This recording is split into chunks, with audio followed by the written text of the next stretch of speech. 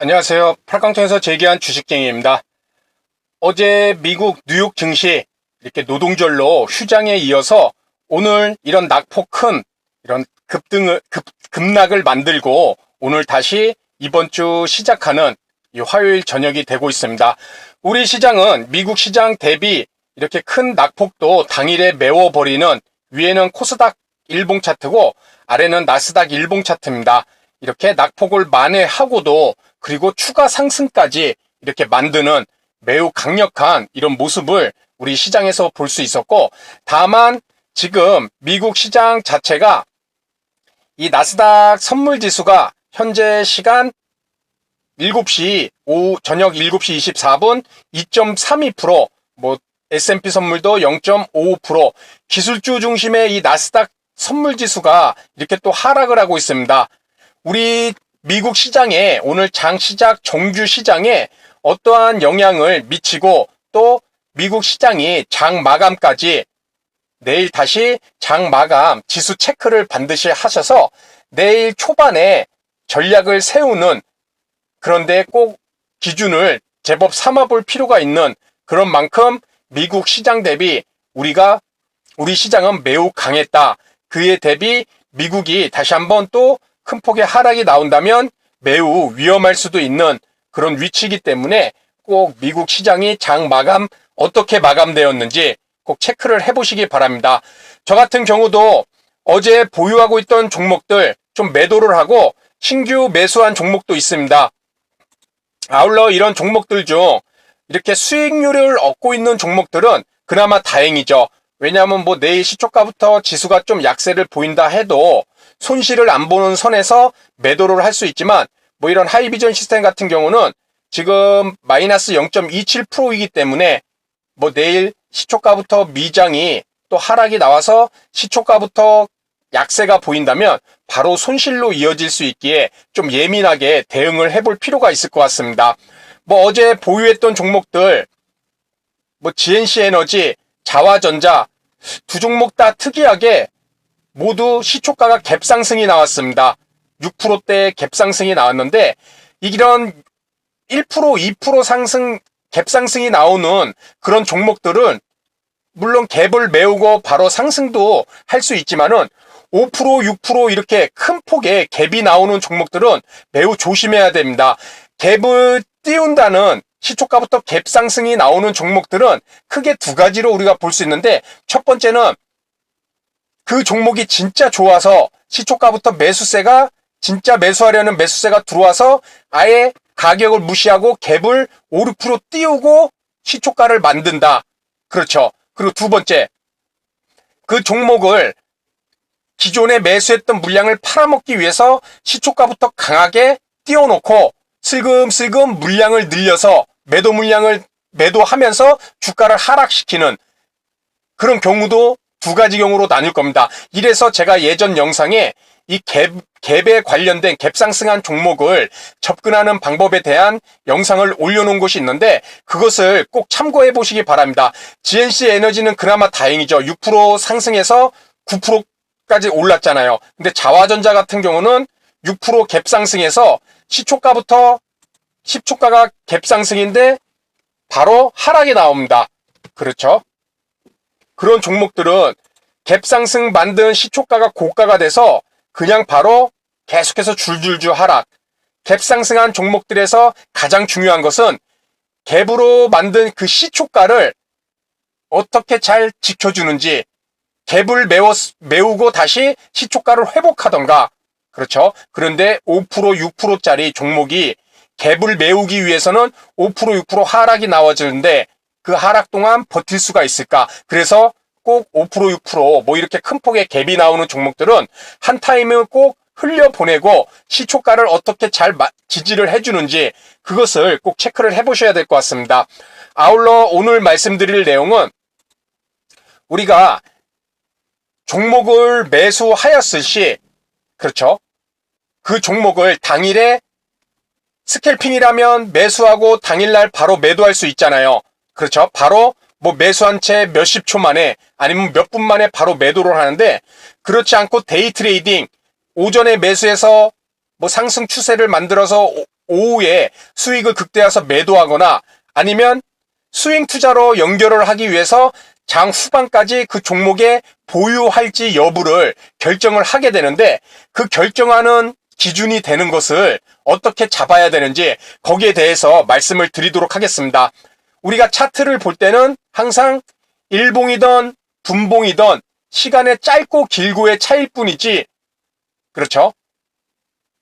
분봉의 이평선과 일봉의 이평선, 캔들 다 매수세와 매도세 간의 힘겨루기가 나타난 그러한 표현으로 우리가 이해를 한다면 일봉 차트든 분봉 차트는 이해하기 쉽고 그것을 활용할 수 있는 영역이 넓어질 수 있으리라 생각됩니다. 일봉은 조금 더 길 것이고 분봉은 당일에 접근을 해볼 수 있을 것이고, 그렇죠? 먼저 오늘 우리 멤버십 회원님들하고 같이 오전에 함께 종목을 공부용으로 학습용으로 나눴던 그런 종목을 예시로 말씀을 드리도록 하겠습니다. 먼저 이 사이맥스란 종목 이렇게 한번 보도록 하겠습니다. 그리고 이따가 손절한 종목인 한글과 컴퓨터도 한번 보도록 하겠습니다.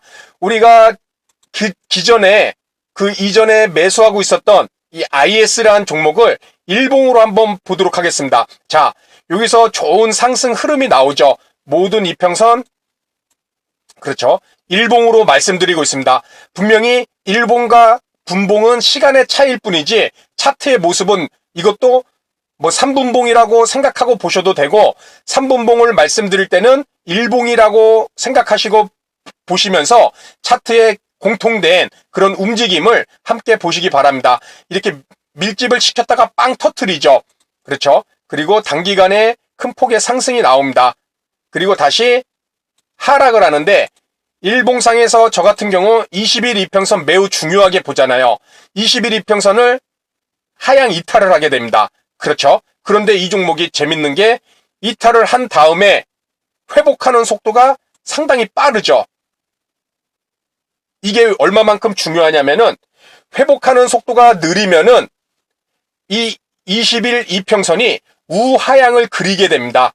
그렇죠? 이렇게 우하향을 그리게 됩니다. 왜냐하면 이평선이라는 것은 20일 이평선은 20일 동안의 종가의 평균값이잖아요. 그것을 선으로 연결한 것이고, 그렇기 때문에 하락하는 날이 많으면 많을수록 당연히 머리를 우하향으로 내리겠죠. 어디처럼? 바로 여기처럼. 똑같이 20일 이평선을 이탈했지만 여기서는 바로 상승이 나와서, 그렇죠? 20일 이평선을 우하향을 만들지를 않았습니다. 바로 상승이 나와주니까. 그렇죠? 20일 동안의 평균값을 다시 높여주잖아요. 그런데 여기서는 같이 이탈이 나와서 최소한 20일 이평선이 우하향하게 안 되려면 여기서 반등이 나와줘야죠. 그렇죠? 근데 반등이 나오지 않고 계속 하락한다. 결국 20일 동안의 평균값이 우하향 낮아지기 때문에 21일 평선이 이렇게 우하향을 하게 된다. 우하향을 하게 된다는 것은 그 종목이 아주 특별한 이슈가 있지 않는 이상은 21일 평선이라는 매우 중요한, 이 시장에서 모든 투자자들에게 매우 중요한 이 21일 평선이 우하향하고 있다. 시간이 더 걸릴 수도 있다는 것입니다. 그래서 이 종목도 저도 보유를 하고 있지만 이 20일 이평선을 이렇게 다시금 횡보로 돌리는 이런 구간에 있는 상황이잖아요. 주가는 큰 폭의 하락도 상승도 안 나오고 시간을 보내고 있습니다. 그렇죠? 그만큼 20일 이평선은 매우 중요하다. 그렇다면 이것을 분봉으로 한번 끌고 와 보도록 하겠습니다. 이 사이맥스, 오늘 이렇게 일봉상에서 21선에서 10% 이상 상승이 나왔습니다. 이 종목도 이렇게 분봉, 3분봉을 통해서 보면은 어제 장이 마감을 하고, 그렇죠? 여기서 마감을 하고 1차 상승 이후 눌림, 2차 상승. 저도 이 구간대에서 3분봉 20선 눌림목을 줄 때 여기서 매수를 하였습니다. 그런데 내 기준선에서 지켜줘서 매수는 잘 했습니다. 그런데 그 기준선을 끊임없이 지켜주면서 오르면은 좋겠지만 어디 분봉이라는 것이 또는 차트라는 것이 내 기준선을 항상 지켜줄 수는 없을 것입니다. 똑같이 아까 일봉에서 본 것처럼 매수를 하고 3분봉 20선을 이탈을 합니다. 그렇죠? 그런데 이탈하자마자 어떻게 되죠? 바로 짧은 시간에 회복이 나오죠. 이것은 이 3분봉 20선을 지속적으로 지키기 위한 그리고 이 종목이 앞으로 더 추가 상승이 나올 수 있는 강하다는 모습을 우리가 볼 수 있다는 것입니다. 이 구간에서도 보도록 하겠습니다. 제법 급격한 하락이 나옵니다. 그런데 바로 회복을 해주죠. 3분봉 20선이 우하향할 때 그것을 방지하기 위해서 강한 힘이 다시 한번 또 들어와주고 있다는 것입니다. 그렇죠? LB세미컴도 보도록 하겠습니다. 이 종목도 같이 봤던 종목, 이렇게 어제 장이 마감하고 3분봉 20선 제가 매수했던 구간입니다. 좀 일찍 매수를 하였죠. 9시 51분에. 그리고 또 3분봉 20선도 다시 한번 매수 기회를 줍니다. 이렇게 줬는데 매수할 때는 지지를 확인하고 이렇게 매수를 했는데 또 3분봉 20선을 이탈을 합니다. 이탈하자마자 이 종목이 강한 종목이라면 짧은 시간에 바로 회복. 그래야 내 기준선인 3분봉 20선을 우하향 시키지 않는다. 다시 이탈. 짧은 시간에 회복. 그렇죠. 일봉에서 ISC를 통해서도 21 이평선을 빨리 회복하는지 느리게 회복했을 때는 분명히 저항이 될 수 있다는 것이죠. 그러면 저항이 된 경우 제가 오늘 실제 매수하고 손절한 종목입니다. 이 한글과 컴퓨터. 일봉상으로 봤을 때 5일선 매매 기법으로 오늘 이 종목을 접근했고 6%까지 상승이 나왔었습니다. 그리고 이 종목도 3분봉을 통해서 보게 되면은 갭상승이 나오죠. 오늘 코스닥 지수가 갭상승이 나왔잖아요. 이렇게 갭상승이 나오고 제가 매수했던 이 구간입니다. 3분봉 20선을 지지. 그렇죠. 매수하자마자 오르는데 이젠 강한 종목이라면 이 전고점을 돌파를 했을 것입니다. 근데 저항이 돼서 한번 하락이 나오죠. 제가 요때 이 종목을 매수를 해놓은 상태이기 때문에 이렇게 손실 라인까지 왔을 때 쌍바닥을 만드는지를 꼭 지켜봅니다. 이렇게 1차 그리고 짝꿍댕이 패턴. 우리 짝꿍댕이라는 것은 쌍바닥을 만들더라도 이렇게 엉덩이가 이 한쪽이 높잖아요. 이렇게 여기보다. 이거를 짝꿍댕이 쌍바닥 패턴이라고 그러는데 이런 종목이 다시 한번 오를 확률이 높습니다. 저점을 높였기 때문에. 이 종목도 이렇게 짝꿍댕이 쌍바닥을 만들고 그렇죠. 다시 3분봉 20선을 회복을 해줍니다. 그렇죠. 이 검은색 라인. 회복을 해주고 기분이 참 좋습니다. 짝꿍댕이까지 파악을 하고 또 3분봉 20선도 지켜주고 그리고 다시 한번 상승. 제가 수익률이 2.68%까지 오른 것을 봤었습니다. 이렇게. 그리고 수익률이 2% 이상 나오니까 참 좋죠. 여기서 이제 중요한 것은 우리가 아까 ISC도 일봉을 통해서 봤고 LB세미콘 사이맥스도 분봉을 통해서 봤습니다. 내 기준선을 여기서도 이탈하는 모습이 나옵니다. 그렇죠? 이 3분봉 20선. 이탈을 했는데 여기서 빨리 회복을 해줘야 되잖아요. 아까 두 종목은 회복을 해줬잖아요. 그렇죠? 좋은 이렇게 고가가 만든 장 후반까지 상승 추세를 만드는 종목은 빨리빨리 회복을 해줘서 이 내 기준선인 3분봉 20선이 우하향 되기 전에 올려버리는데 그렇죠? 이 종목도 올리려는 시도가 나옵니다. 이렇게 올리려는 시도가 나오는데 돌파를 하지 못합니다. 그렇죠? 돌파가 나와야 되는데 돌파를 하지 못하고 오히려 머리에 맞는 이런 저항이 되죠.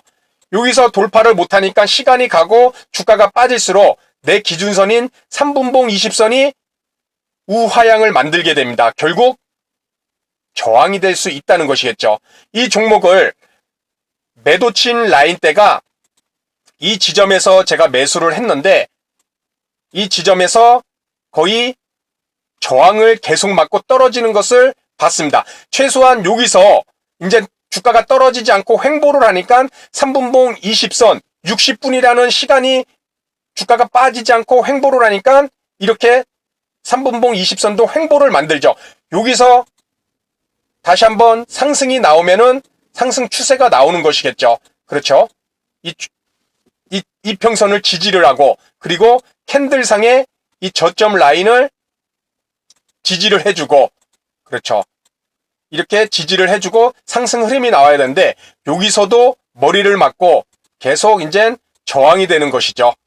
그렇죠. 그리고 저항.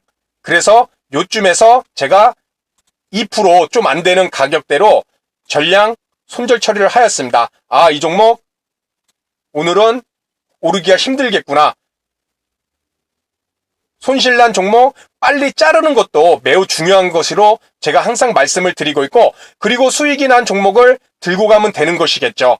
그렇죠. 그래갖고 계속 3분봉 20선이 이렇게 저항이 돼서 주가가 제법 고가에서 끝까지 장 마감까지 하락하는 모습을 보이는 이런 모습이 나타났습니다. 우리 코스닥 지수 장 후반에, 그렇죠, 장 초반에 잘 움직이다가 1시부터 쭉 빠지잖아요. 거의 2시 때, 3시 때는 뭐 급락 수준으로 일순간에 그냥 쭉 빠지는 모습.